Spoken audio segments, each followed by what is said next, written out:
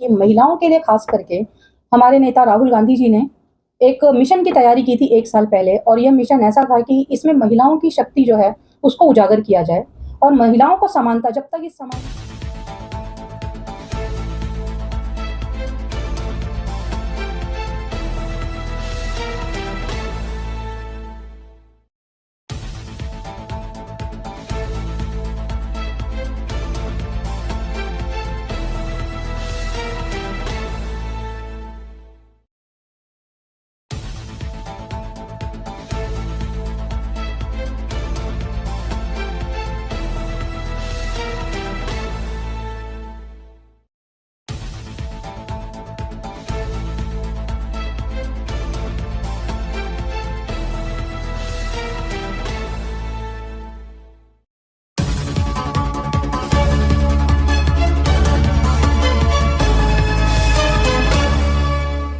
अच्छा खान जी, आज जिस तरीके से आपने प्रेस कॉन्फ्रेंस बुलाई है, तो ये प्रेस कॉन्फ्रेंस बुलाने का क्या रीजन है, क्या मतलब है? ये प्रेस कॉन्फ्रेंस में आप सभी को पहले तो धन्यवाद देती हूँ कि आप लोग यहाँ आए और आप सबने अपना समय दिया है, जो हम लोगों को वो मैं आपको बताने के लिए बहुत इच्छुक थी कि पिछले साल सितंबर मंथ में इंदिरा फेलोशिप की शुरुआत की गई।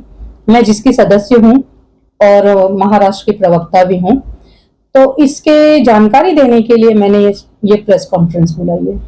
तो ये इंदिरा फेलोशिप जो है ये क्या करती है, क्या ऑर्गेनाइजेशन है, इससे जनता का क्या भला है? इंदिरा फेलोशिप जो है, जैसा कि आप नाम से ही जानते हैं कि ये इंदिरा गांधी जी के नाम से शुरुआत की गई है, और ये नाम जो है एक शक्ति का नाम है।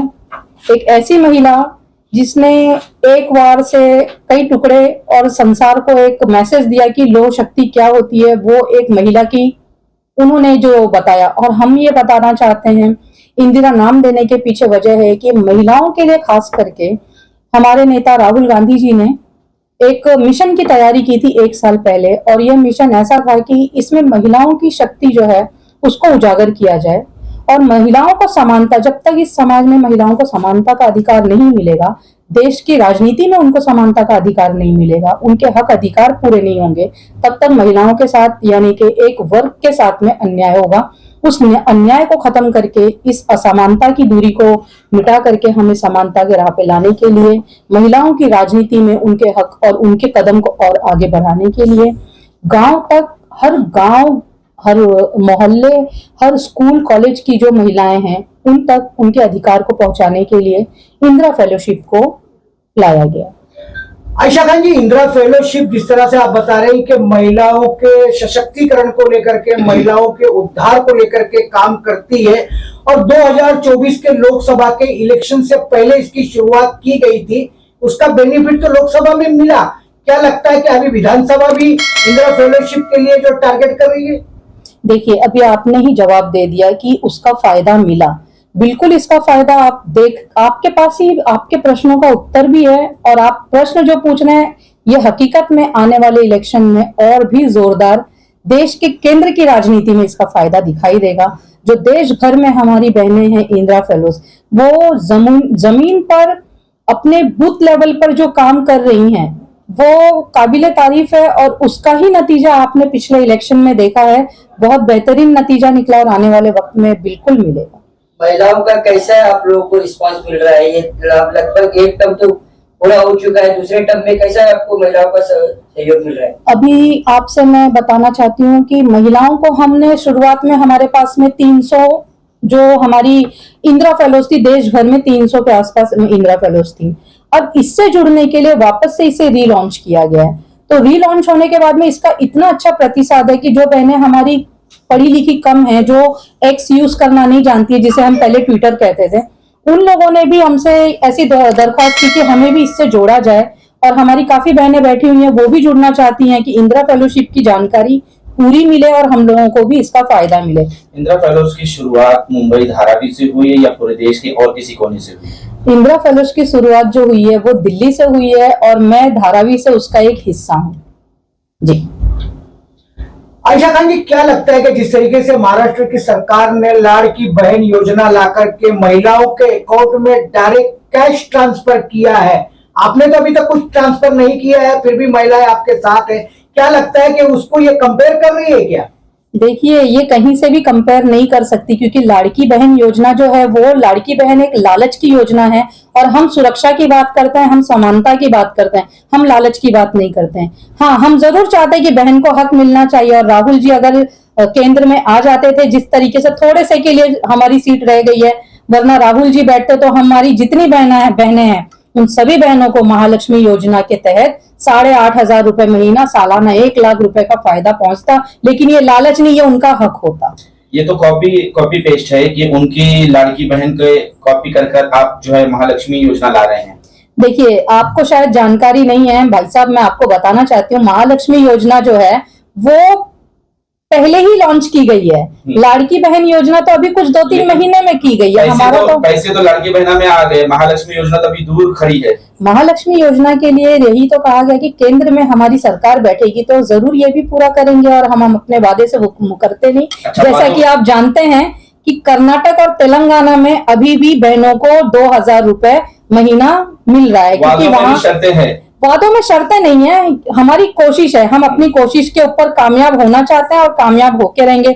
हम बहनें ही कामयाब करेंगी एक दिन जिस जरूर। हिसाब से आपके जो नेता है उनका नारा था लड़की हो लड़ सकती हो, उसके माध्यम से सारी महिलाएं आप लोगों के साथ जुड़ना चाहती है, आप जुड़ भी रही है, तो क्या मैसेज देना चाहिए? मैं बिल्कुल, हमारी नेता का जो नारा था, मैं लड़की हूँ लड़ सकती हूँ, और मैं कहती हूँ लड़के हम जीत भी सकते हैं।